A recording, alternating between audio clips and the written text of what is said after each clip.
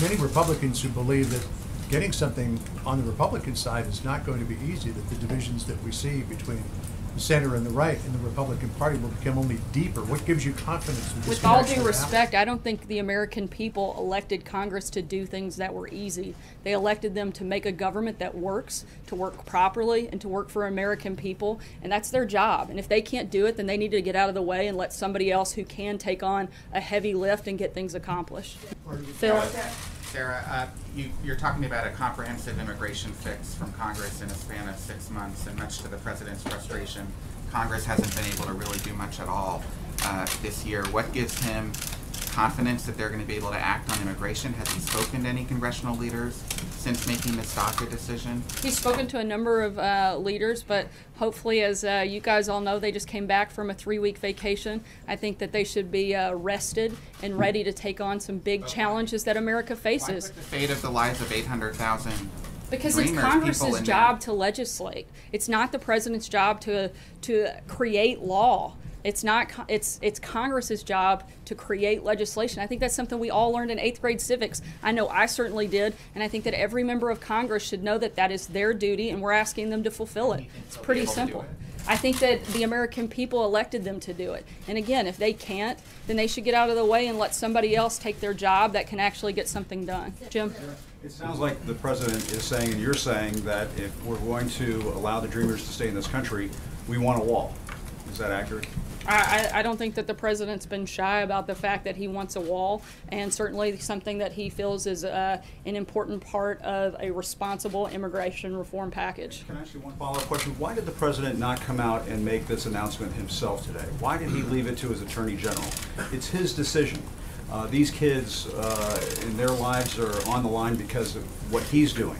Why not have him come out and make this It's call? in large part a big part of the legal process. This was deemed illegal by, I think, just about every legal expert that you can find in the country, including many of Obama's own attorneys, said that this was not lawful program. Right. And therefore it would be the Department of Justice to make a legal recommendation, and that's what they did.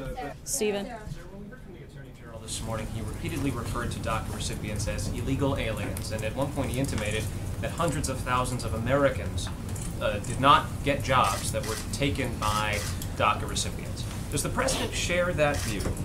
I think that it's a known fact that there are over 4 million unemployed Americans in the same age group as those that are DACA recipients, that over 950,000 of those are African American in the same age group, over 870,000 unemployed Hispanics in the same age group. Those are large groups of people that are unemployed that could possibly have those jobs. But again, we're looking for fixes. We're not looking for complaints, but we're looking for solutions, and that's our focus moving forward. Reconcile those statistics with the idea that hundreds of thousands of people, if the president gets what he wants, would achieve legal status. How do you reconcile those two competing interests? Well, I think one of the first things is the president is looking to create a whole lot more jobs in America so that it addresses both problems. There's a reason he's focused largely since day one of taking office in creating a better market for businesses to create jobs, to hire more people, higher wages. He's gotten rid of over 800 regulations that have helped do just that. 1.2 million jobs have been created since he came into office, and every single day we're looking for more ways to grow that number. And so we're doing our part to address and create an environment that allows people to have more jobs, and we're going to continue doing that. Kristen? Thanks. The president vowed to treat Dreamers with, quote, great heart. How is this move treating them with great heart? I think by allowing an orderly process to take place. You know, there's a lot of people that I've seen attacking the president for not showing the level of compassion that they feel like he should. To me, the most heartless thing that I've seen all day today is that Democrats like Nancy Pelosi are using this decision today for fundraising while the president's trying to fix this situation. They are politicizing an issue instead of actually doing their job. If they would spend less time fundraising and more time focusing on solutions, we wouldn't even be in this problem in the first place. On the president's decision, where all of this stems from, Dreamers, supporters of Dreamers say this is cold-hearted. You're leaving the future of 800,000 people uncertain, up in the air. What's your message to them? It's not cold-hearted for the president to uphold the law. We are a nation of law and order. And the day that we start to ignore the fact that we are that, then we throw away everything that gives these people a reason to want to come to our country. If we stop becoming the country that we were envisioned to be, then we throw away what makes us special, which makes America unique. This president's not willing to do that. The previous administration was, this one isn't. But we want to have real solutions. We want to have laws that address these problems, but it's Congress's job to legislate, not the president's. And we actually want to uphold the Constitution, and I think people across this country should be celebrating the fact that they have a president that is standing up and upholding the Constitution as he was elected to do. Francesca. Thank you, Sarah. I wanted to follow up on what Jim asked. I don't know that we heard back here the rest of your answer. You said that the reason that Attorney General Jeff Sessions put out the earlier statement on camera was because it was a legal argument. But a lot of what we've been talking about in here is a legislative argument. Why have we not heard from the president directly on this today? And can we expect to hear from him later today on this? You have heard directly from the president. He issued a pretty lengthy statement directly from the president. Why was it Attorney General Jeff Sessions that went on camera when the president hasn't went on camera to make this case today about what a big heart he has and how compassionate he is and how he wants Congress to take legislative action on this to essentially save DACA? The president's spoken about this numerous times in the past, but at the same time, this was a legal issue because there was a court decision that had to be made with a timeline not placed that the administration created, but a timeline that was created by the attorney generals in those states that were forcing this issue and this decision to take place by today. It was a legal decision, and that would fall to the attorney general, and that's why he would be the one making the announcement. Peter. Talk about stakeholders. Has the president met any enrollees in the DACA program? I believe he has had several conversations with enrollees and those that have been part of the program. Can you tell us anything about that and what context and what have you got out of those conversations? Look, again, I think that the president's goal was to talk to a lot of people on both sides of the issue and, one, do what it takes to uphold the law, uphold the Constitution, but also allow Congress to create a permanent solution and fix the problem, which he's done by allowing for that 6-month period. Have you had those conversations recently as part of this recent deliberation?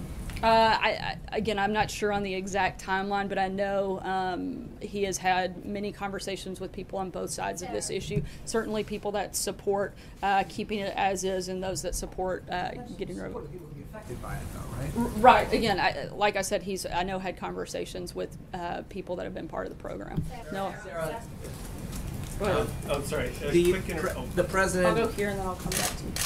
The president's basically told Congress to do this, but he hasn't written any legislation similar to how he approached. I didn't know it was the president's job to write out specific details of legislation. I think that's other presidents exactly with what their major initiatives have taken a greater role in helping to craft that legislation. They found friendly allies in Congress to actually be the ones to propose it, but this president has not. Why has he made that shift, and does he think is he reconsidering it in light of the fact that some of the other major pushes he's tried to make have not been successful legislatively? We've laid out detailed principles, and we have worked with members of Congress on specific pieces of legislation, and we'll continue to do that. Celia? The president says that Dreamers won't be a priority for enforcement, but that's not a guarantee of protection. Is this White House willing to offer one? Those are certainly, again, they're not a targeted priority, but the goal here is that Congress actually fixes the problem, and then that isn't an issue.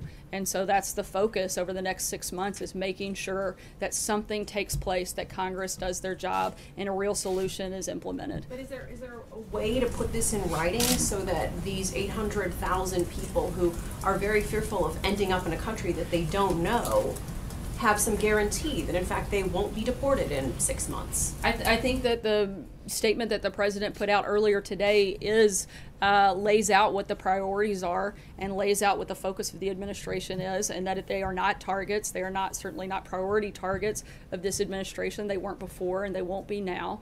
And again, Congress has 6 months, which is a pretty long time to get something done, and we hope they do, and there's a solution in that so that this isn't a problem moving forward. Yeah. I was wondering, you mentioned that the president had spoken over the weekend or in recent days to various stakeholders. We had talked to the Attorney General's office in Texas, and they said they did not get a heads up or any, nobody conferring with them about this. Did you all talk to the 10 states, and are you positive that they are not suing? I know that various members of the administration have been in contact with individuals in those states. I'm going to wrap here, but I have one note to.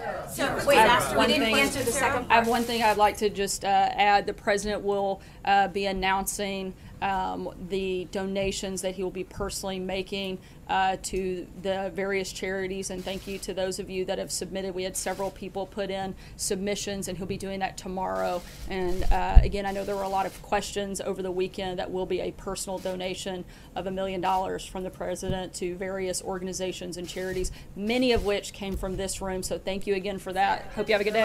Was the DACA decision a Christian